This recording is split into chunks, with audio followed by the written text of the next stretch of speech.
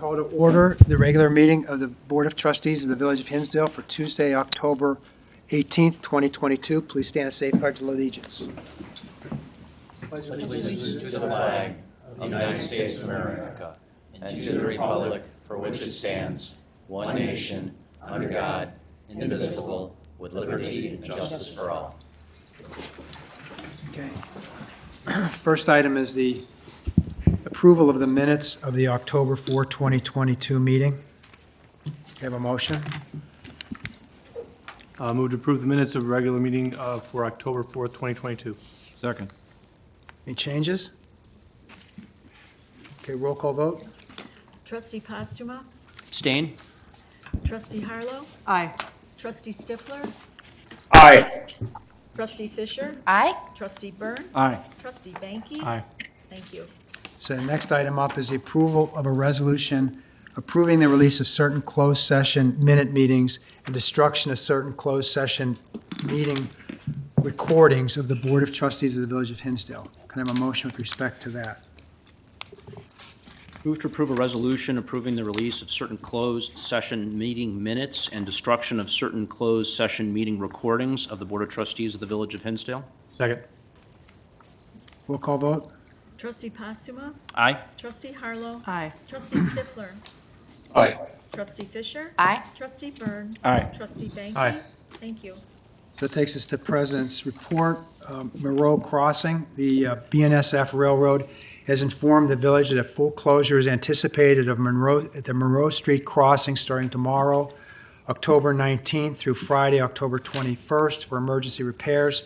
Motorists will be detoured west to the Style Street crossing or east to the Lincoln Street crossing. Please obey construction signage and use caution in that area. We also have the fall leaf pickup program. The village annually conducts a fall leaf pickup. Please do not blow or rake leaves into the street as it causes issues with the stormwater drainage. Free unlimited weekly curbside collection of leaves in craft paper yard waste bag begins the week of October 31st and ends the week of December 5. For more information, please visit the village website. I'd also like to congratulate Trustee Michelle Fisher, who is on the cover of Hinsdale Living under the title, Power Women, the Smart, Capable Leaders at the Heart of Our Community. So congratulations to Michelle. We can all bask in the light of her reflected glory. So, very nice pictures, too. Nice shade. Nice shade of pink. Citizens petitions. Any citizen wishing to speak on anything, if you've got a matter, we can cover it during the agenda, but if anybody, I don't see anybody else here who doesn't have a matter. That takes us to Matt. First read. Yes, this is item 6A, and one of our favorite topics, property taxes. This is concerning the levy for 2022, which is collected in 2023. This is the largest source of village revenues, about 38%, although the village portion of a resident's property tax bill is only about 10%. Typically, we're able to increase the property taxes by the rate of inflation plus new construction. However, inflation is capped at 5%. At the end of last year, CPI was at 7%. It's even higher now, but that portion of the property tax increase is capped at 5% this year.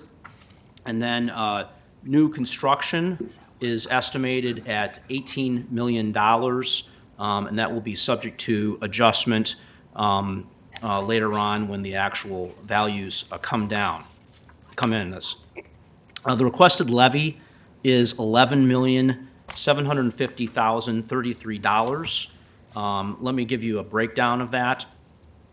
First of all is the portion that's attributable to the library. That was passed by the library board and cannot be further changed by this board.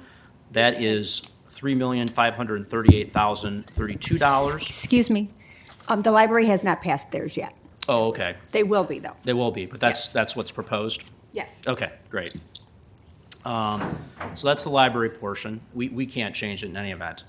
And then we have police and fire pensions, which is $1,894,852. The police portion of that is about $736,000. That's gone up by about $90,000 from last year. And fire is about $1,158,000. That's gone up by about $15,000 compared to last year. Under state law, there's a small portion of the fire pension which is not subject to the cap. That's about $58,000. The third category of the property tax levy is debt service. Our debt service actually totals over $3.3 million, but most of those we have separate pledged sources of revenue, so those are abated, and the remaining amount is $165,675. We also have a levy for Gateway, which is a special recreational program we have for residents with special needs. That's also not subject to the cap. That's $83,692. And then the remainder we have is $6,067,782. That is subject to the cap, and that's equally allocated between police and fire. So like I said, that's $11,750,033, which is an increase of 5.76%. Again, CPI capped at 5%, plus the additional 0.76%. Does anybody have any questions? Allison, anything you want to? No, you did a really good job. So this is really just a discussion item for tonight.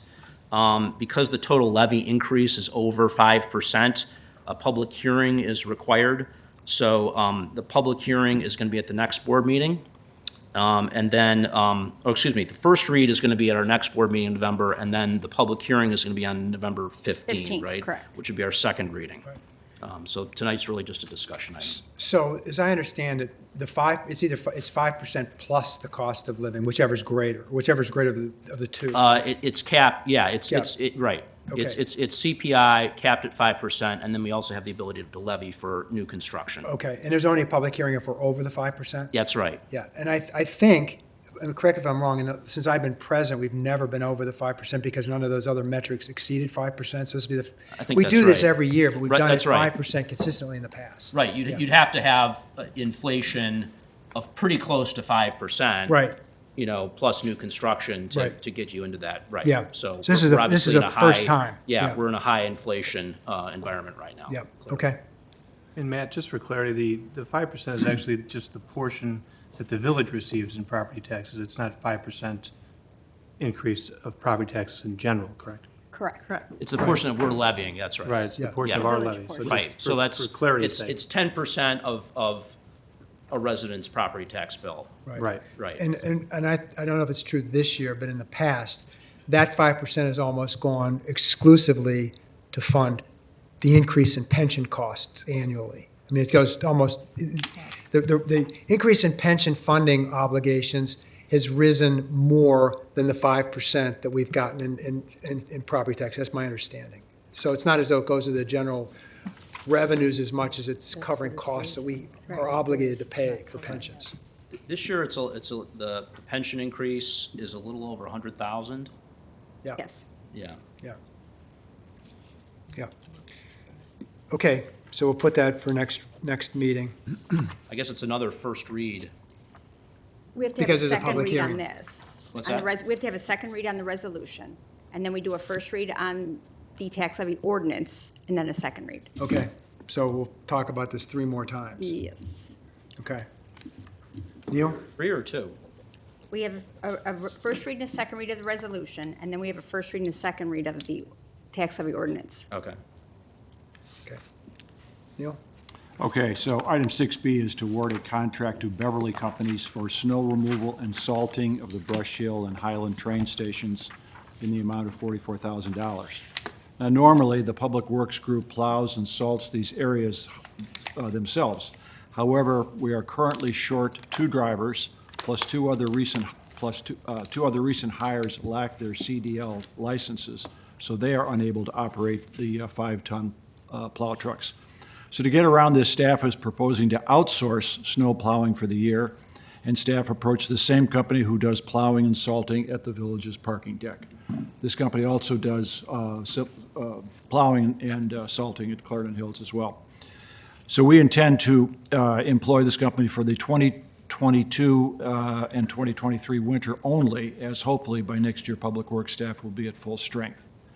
There is $70,000 in savings from the 2 employee vacancies. That will more than cover the unbudgeted amount of this contract. Any reason not to put it on a consent agenda?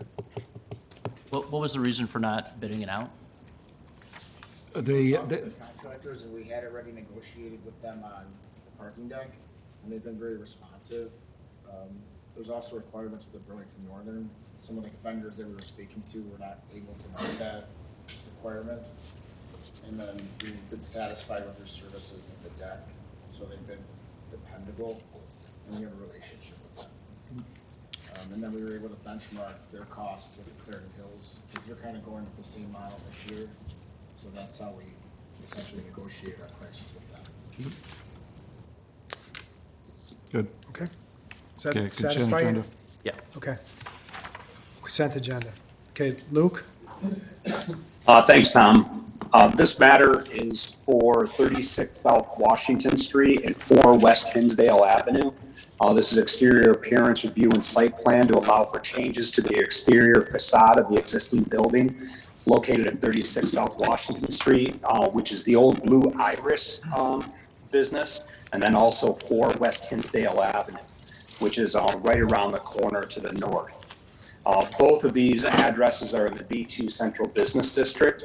The applicant here is Air Room, and they're requesting approval for exterior appearance for the front facade of the building and the northeast corner on Washington Street and Hinsdale Avenue. Air Room plans to occupy a total of 2 tenant spaces in the building out of a total of 5 tenant spaces that are available. The first floor tenant space at 36 South Washington Street will be used as a home design and retail showroom, and the second floor tenant space at 4 West Hinsdale Avenue will simply be used as office space. So this matter went in front of the HPC and the Plan Commission twice. At each one twice. The first time at the HPC, they did not recommend approval of the plans that were submitted. It then went on to Plan Commission, and they also they recommended that it go back to the Historic Preservation Commission.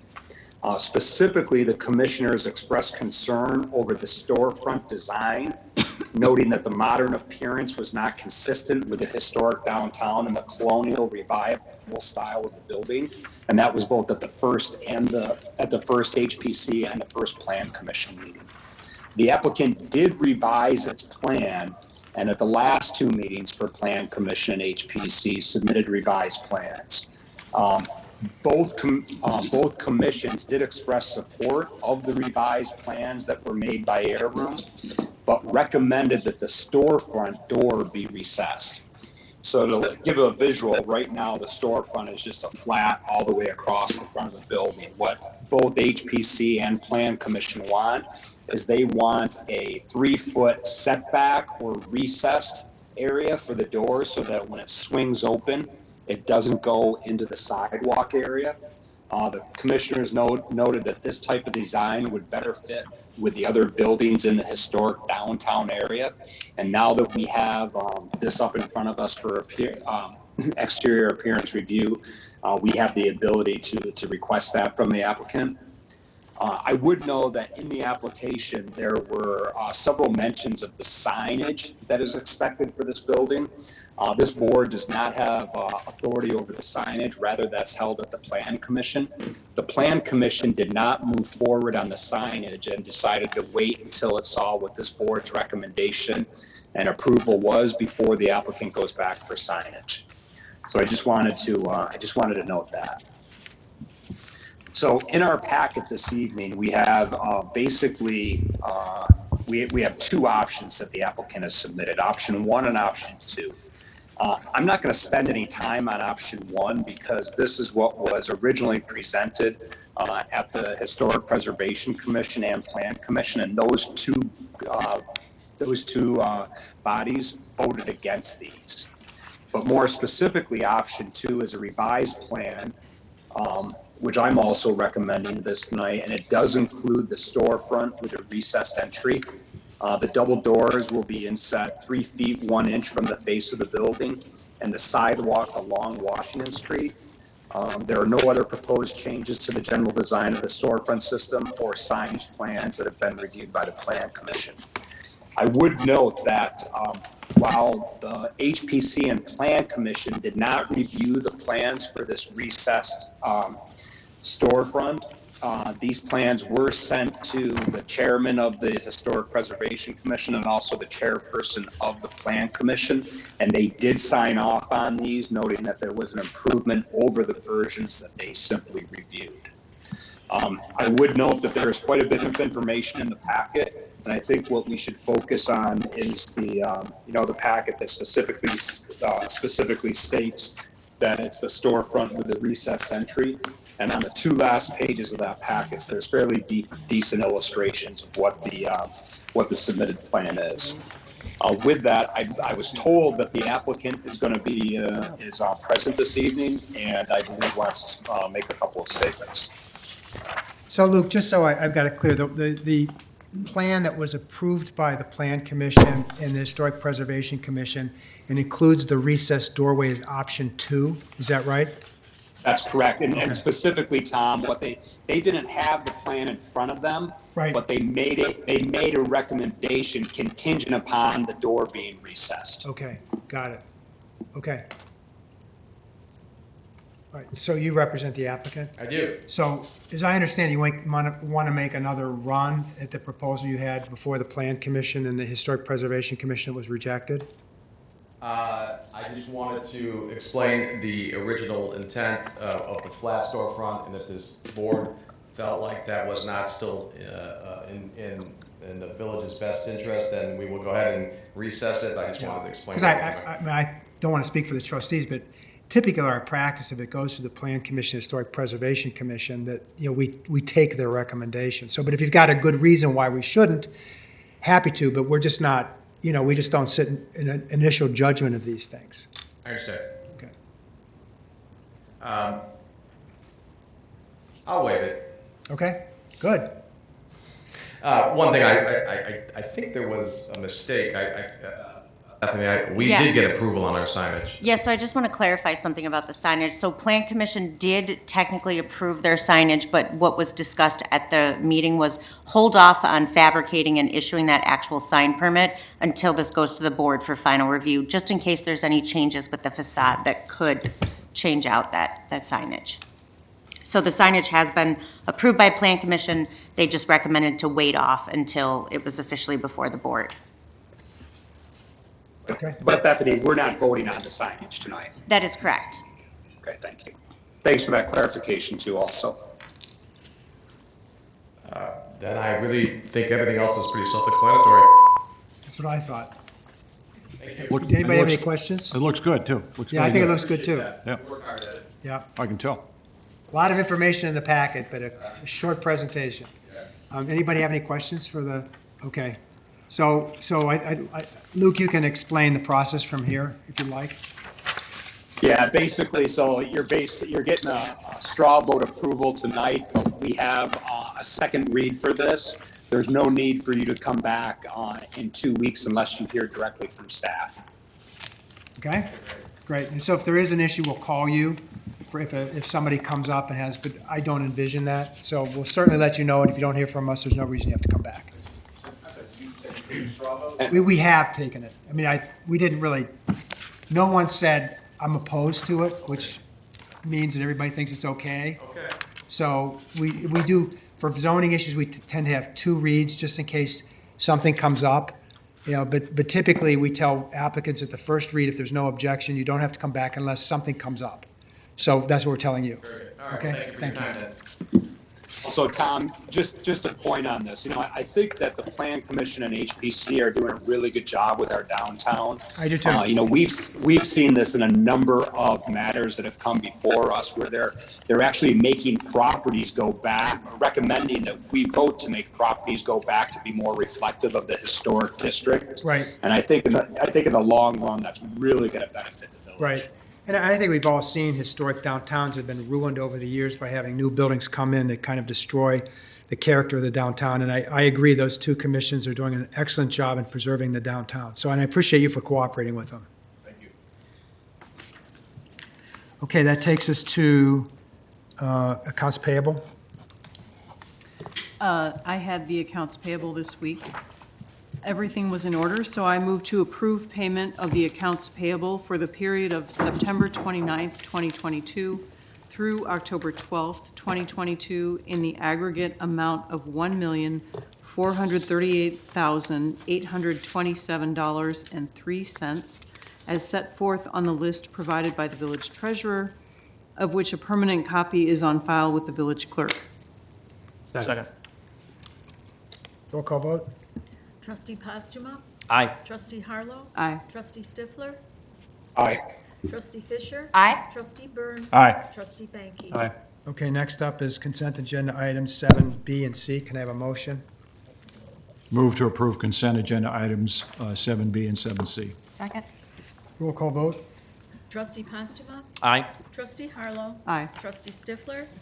Aye. Trustee Fisher? Aye. Trustee Burns? Aye. Trustee Banky? Okay, Luke, back to you. Yeah, which moves us to agenda item 8A. This is a second read to approve an ordinance for an exterior appearance and site plan to allow for a second floor window replacement on an existing building at 18 in East Hinsdale Avenue, which is known as Zazu's Salon and Day Spa. Zazu's Salon is requesting replacement of 10 second floor windows on the existing two-story building located at 18 East Hinsdale Avenue.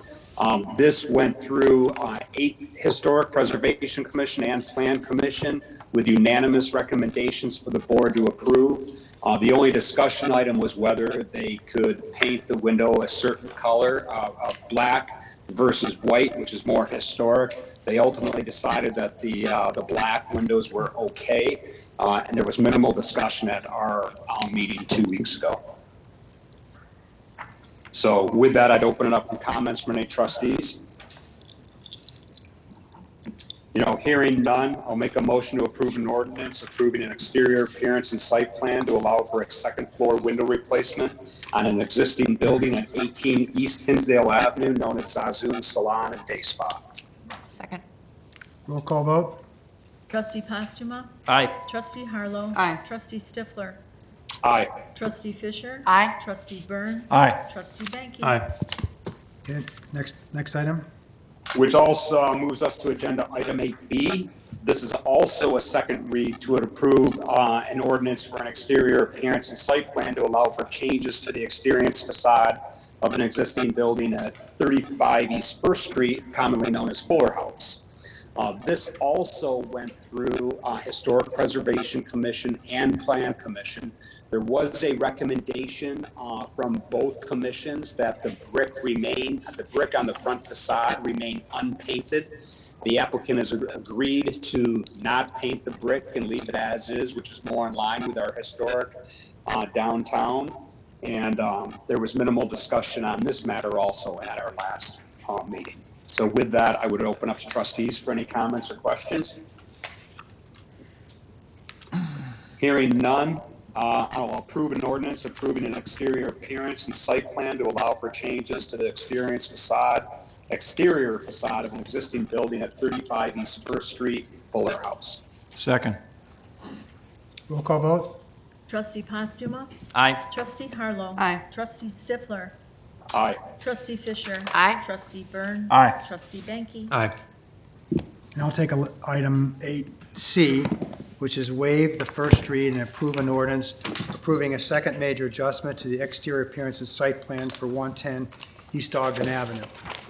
Last meeting, we discussed the landscaping at this property at 110 East Ogden along the south property line, which abuts residential property owned by the Stavers. the board had previously approved a landscape plan for the south property line as part of the initial site plan approval process. That plan was subsequently revised basically for stormwater drainage issue and some modifications, but the original site plan for at least the south property line and the first major adjustment were pretty much the same. There's very little difference between the two. And the landscape plan that we originally approved for the south property line assumed existing landscaping, namely at least 3 trees would remain and would be supplemented by the new landscaping. Then at some time ago, for whatever reason, the trees at 111 on the south property line were removed. The existing trees were removed. The Stavers who abut the property claimed the trees were on their property. The owner of 110 claimed the trees were on 110's property. As I understand it, the village, at least until recently, had not had a reliable survey to determine who was right. But more importantly, whether the trees are on one person's property or another person's property is not an issue for the village. That's really a dispute between property owners to resolve between themselves. But what is relevant to the village board is that the existing landscaping was to remain in place and was to be supplemented by additional landscaping.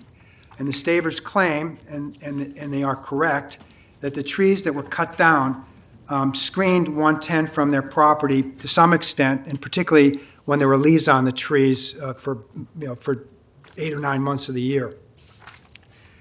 So for the past year, this issue has been the subject of dispute and has been unresolved. What kind of landscaping goes there, who's responsible for the trees. And as I said, who's responsible for the trees and whose property on is really not an issue for the board. And there have been literally hundreds of emails to the village on this issue. And I've been advised that the planting season goes to approximately November 1, which is like 2.5 weeks away, or 2 weeks away. So if we're going to resolve this issue and get landscaping in this year, we should act this evening. I became directly involved a couple months ago, and I became more heavily involved in this within the past 3 weeks. As you know, we assured the Stavers that 110 East Ogden would not receive an occupancy permit until this issue was resolved. And after speaking with staff, we concluded that because of the bad blood between the parties, getting the parties together could be unproductive, even if they would agree to get together or not, which I'm not sure that they would because we never really asked. We had several emails from the Stavers going back several months laying out what they want for the property, and they also appeared before the ZBA and explained what they wanted. And I also met with Mr. Staver about a week ago. The Stavers have consistently demanded a 15-foot wall of arborvitae along the south property line that would grow to 20 to 25 feet.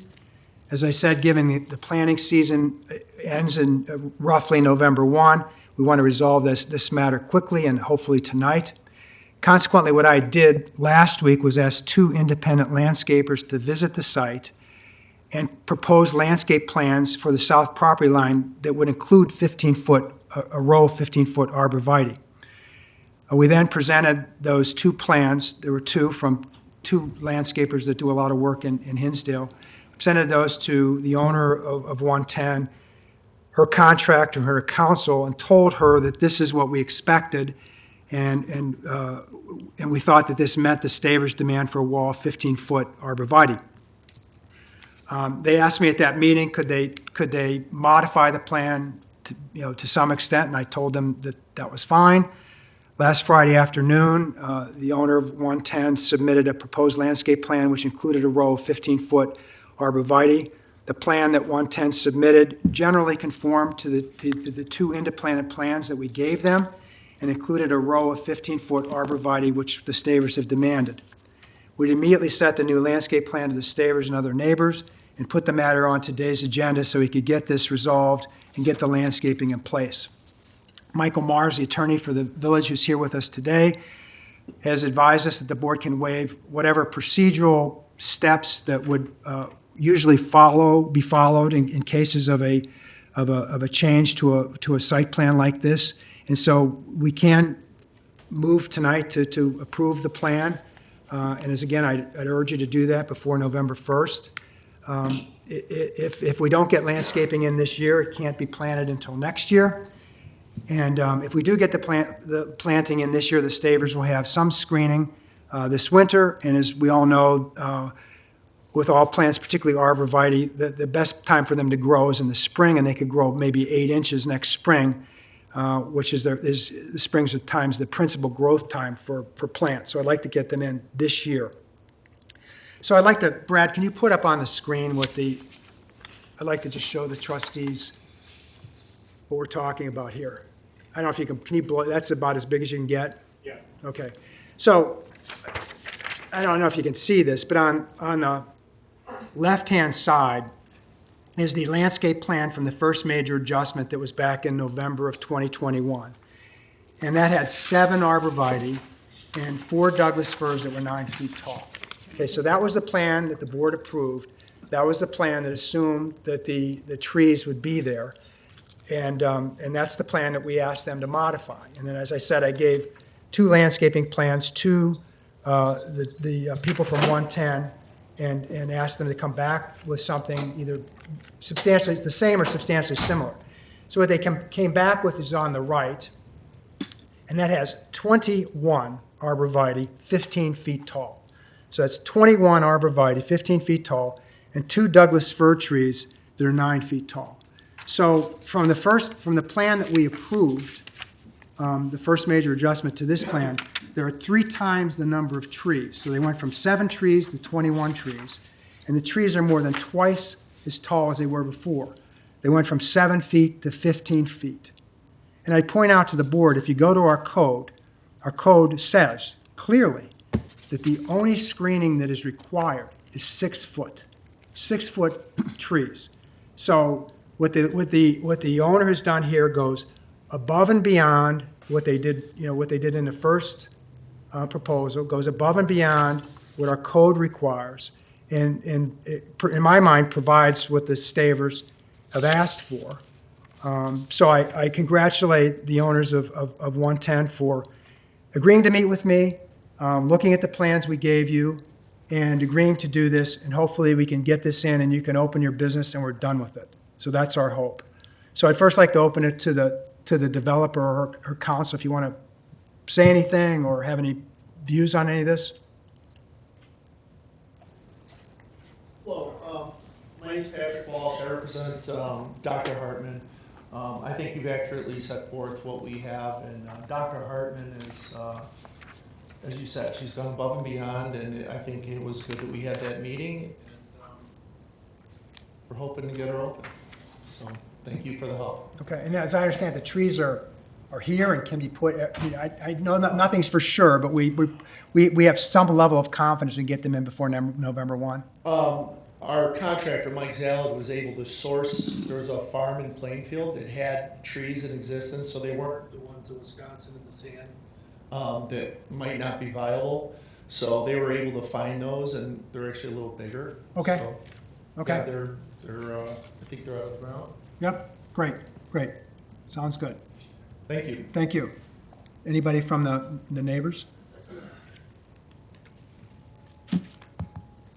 Good evening, I'm Jared Staver. It's my wife Kelly as well. To begin with this evening, for the record, we object to this matter being rushed through the required process.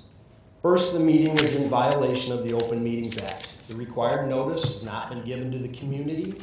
There's a memo posted on the village's website that states the documents associated with the above agenda item were not available in time for packet production. Just this evening when I walked in, I saw this packet for the very first time. Not 48 hours notice. In addition, yesterday Rob McGinnis was seen taping vague and ambiguous notes on the residence doors in the proximity of 110 East Ogden about tonight's meeting. The failure to supply the packet to the community and provide adequate notice is a violation of the Open Meeting Act.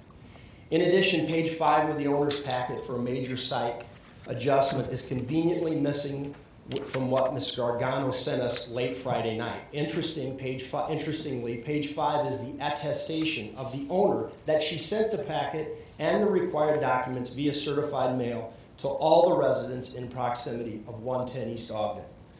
Also, the village requires applications for major site adjustments to first go through the planning committee, then there's a first read before the board, which is open for public comment, then a second read. Why are we skipping that required process? Earlier tonight, you talked over and over again about other people that have to go through that process. There's absolutely no emergency here whatsoever. On March 30th, 2022, Mr. Rob McGinnis sent a letter to the owner of 110 East Ogden commanding her to seek a major site adjustment due to the misrepresentations she made before the board on March 3rd, 2020. Mr. McGinnis's letter, again, dated this past March, states in pertinent part, please note that because these issues will need to be resolved prior to the village issuing a certificate of occupancy, it is imperative that you seek a major adjustment and work with the board and the village staff on resolving these issues prior to any further work along the south property line and prior to the completion of the project. That's over 7 months ago. I came before the board in June and told the entire story. I requested a stop work order until the owner complied with the village's commandment to seek a major site adjustment. President Cawley assured us over and over on the record that the owner would not get an occupancy permit until they came to us and presented a new landscaping plan we agreed with. President Cawley assured us he would not even hear the owner of 110 East Ogden until they presented us with a plan that was satisfactory to us and our neighbors. That was not done. Still hasn't been done. In fact, at 8:35 p.m. last Friday night, October 14th, Kathleen Gargano emailed us the owner's application for a major site adjustment. Just a minor packet of what's contained here today, which I promptly reviewed and informed President Cawley that evening that it was not acceptable. Now here we are, it's almost November, and the owner is just disingenuously claiming she's, quote, up against the wall, she said last time we were here. A wall that she's created. This entire mess is her own doing. She lied to this board on March 3rd, 2020, when she told you she was keeping and maintaining the existing trees along the south lot line. Our trees, some of our trees. Her first act on the subject property was to clear cut our trees. If she would have simply addressed the major site adjustment in March, April, May, June, July, August, or even September, she would not be in the position she's put herself in here. There's absolutely no emergency to ram this matter through and forego all the requirements the village has. We expect the village to live up to its assurances to us and not issue an occupancy permit until we've had the time to review a new plan that is suitable for all the residents of Fuller Road. This needs to be done properly and in conformance with the Village Code and the Open Meetings Act. On March 3rd, 2020, the owner stated on the record she was keeping and maintaining the trees along the south lot line. She in fact clear-cut them. The Plan Commission, as well as the board, made it a condition to the original ordinance that she plant a wall of arborvitae along the south lot line, planted densely enough to prevent any egress. This was done with the representations that she was keeping our large existing trees. What they're proposing now is nothing more than the original ordinance we've had to fight for over a year, with the exception of larger trees. However, she removed the large trees she was going to maintain. We submitted what we would like the board to do, which is to require her to plant the proposed 21 arborvitae trees that are 15 feet high when planted and planted densely enough along the south lot line to prevent any egress. Then a second row of potentially 8 to 10 maple trees or what we've found to be acceptable Dana Spire elm trees. I sent this to you, Mr. Cawley, over 2 weeks ago. This would give us some semblance of what we had. In the words of Trustee Stifler last meeting, if they remove something that they were not supposed to, then we're going to make them put back bigger and better. In addition to the screening, there's now an issue of the lighting the owner is currently installing. She has at least one light pole that is positioned very close to the south lot line by our property. Now, if she'd maintained the large trees that she said she would, this would most likely not be an issue. However, with the clear cutting of the trees, this light is going to shine right into my 2 young boys' bedrooms, which faces to the north. This is yet another reason why this matter should be handled in conformity with the village code and sent through the Plan Commission so they can review what's transpired, the misrepresentations made by the owner, and then the best way to proceed. If these light poles are not moved, they will be a nuisance to us now that our trees are gone, and we'll end up right back here. If the board elects to proceed this evening with voting on this matter without an agreement in place, you do so at your own peril, and ultimately we may all end up right back here. I urge you to slow this down. Do the right thing that you have promised us on the record you would do. Follow the due process requirements established by our village code, as well as adhering to the Open Meetings Act. More importantly, stand by your word. We were given unequivocal assurances that the 110 East Ogden owner must seek our approval prior to even hearing this matter. That's not what's been done. However, in good faith, and despite what we've been through, we've submitted an extremely reasonable compromise that they could simply agree to. With that, I have a brief video I want you to see. I don't want to play any videos. Why is that, Mr. Colley? Because I don't want to waste the time of the village board. The I saw video you. is of you assuring us and promising us Right, and that you were going to make them come to us prior Right. to. Why don't you want the public to see that, Mr. Colley? You can send it to the press if you want, but I don't want to waste board time. You send it to the trustees. We've looked at it. We were at the meetings. We know what we said. We're not going to waste time playing the videos. So if you've got more to say, please say it. That's a shame that you're not willing to let the public see I am not. what you've I don't want- promised on the record, and now are completely going back on your word. Yeah. Do you have more to say? That's it. Okay. Do you want to say something?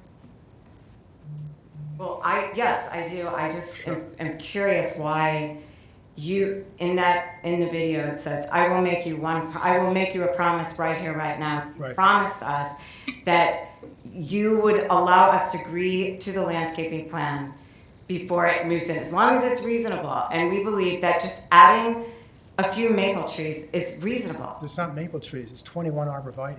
No, in addition to that. Okay. Because that's misrepresenting. One of the Okay. conditions, I'm not finished. One of the conditions of them to move in there was for them to plant a wall of arborvitae. And it's missing on that agenda. It's missing on the agenda. It says there in the background. It says there were 2 conditions. There were 3, and the third one was either to build a fence, and then they came before the village board and said, we cannot build a fence. If we build a fence, all the trees along the south lot line, and that's what it says in this video, will be trapped between 2 fences. So this board, all of you sat here and made the decision to allow them not to build a fence and instead to require a wall of arborvitae. So that wasn't 7. It was supposed to be a wall, and that was a requirement for them to even get the permit. And I have it, all of you agreeing to that. So that was one of the conditions. So we had to fight for them to even get to plant a wall. And we appreciate that they're using higher trees. We do. All we're asking for, and this would be done, and you said any reasonable request would be heard and approved of, unless it's $100,000. And we're not asking for more expensive trees. We're asking for another row of a few maple trees that will grow taller than those arborvitae are going to be at the max. So they took down 30-foot trees that screened a 2-story building. Those 15-foot arborvitaes will prevent the egress, but now we're missing the screening. And that's all we're asking for. And we don't think it's fair when you promised several times that you would not allow them to move in until we agreed. And we don't agree, so it's not fair. And the fact that you're pushing it through is not fair.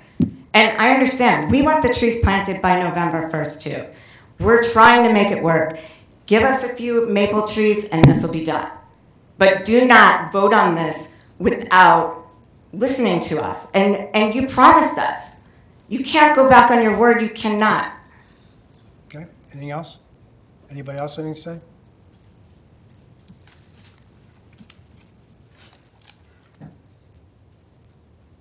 My name's Michael Kuhn. I live next door to the Starvers. So I want to go backward in time.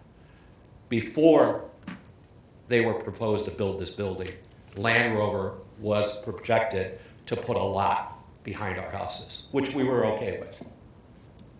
Now we have this, but we still have Land Rover parking cars behind Copeland's property that all of you agreed to. So we got double whammy on businesses. We don't just get one. I don't remember, I don't know anything about parking. Well, they're parked there. That's- So what I'm another getting day, I at don't is know anything that, about that. what I'm getting at, sir, is that when Land Rover put their property together, you held them to a standard of putting a wall up, a fence, no lights.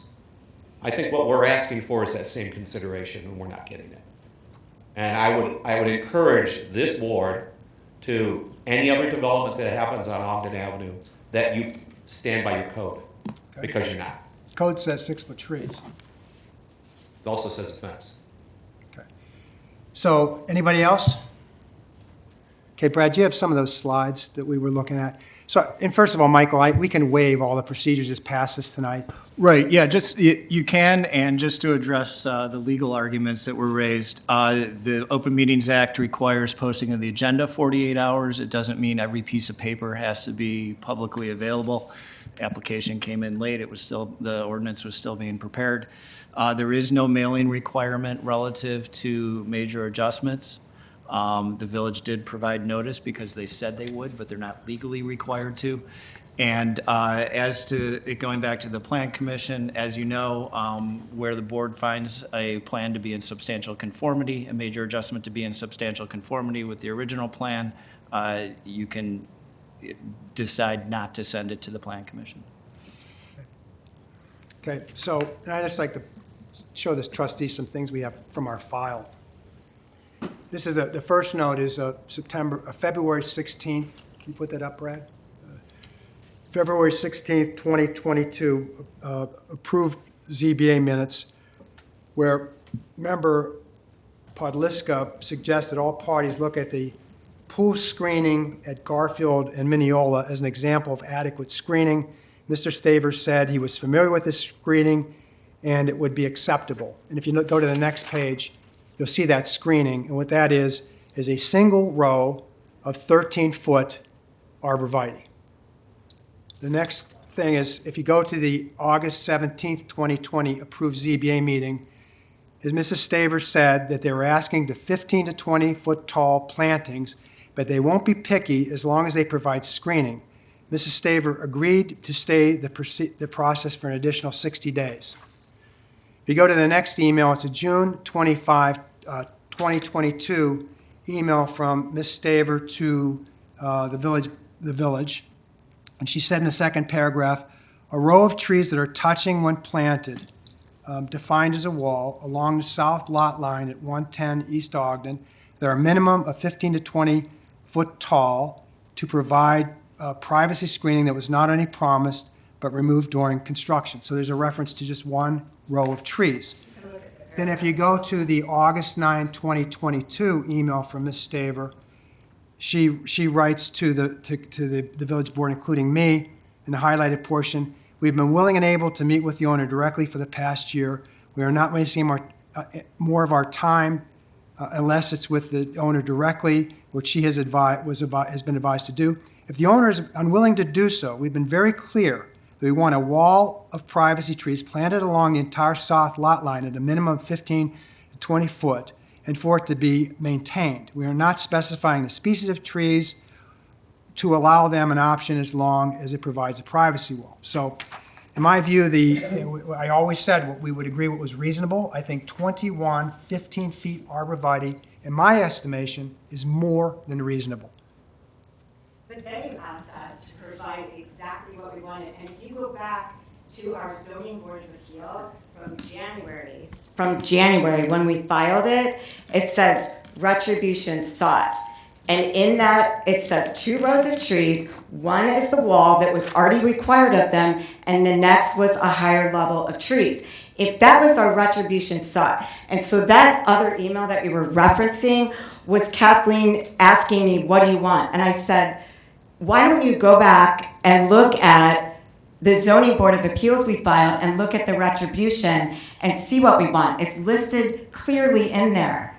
That is what I told her to do. And I said, but this is a start. This is the start of what we want.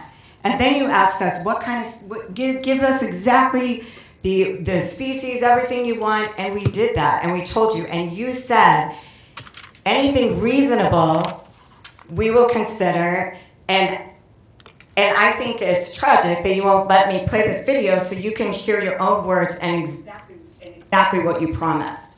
Because you said that no matter what, you would not give them a certificate of occupancy unless we were happy. And we're not happy. We're close. All we're asking is another row of a few maple or elm that are going to grow up to cover the two-story building. And that is not unreasonable.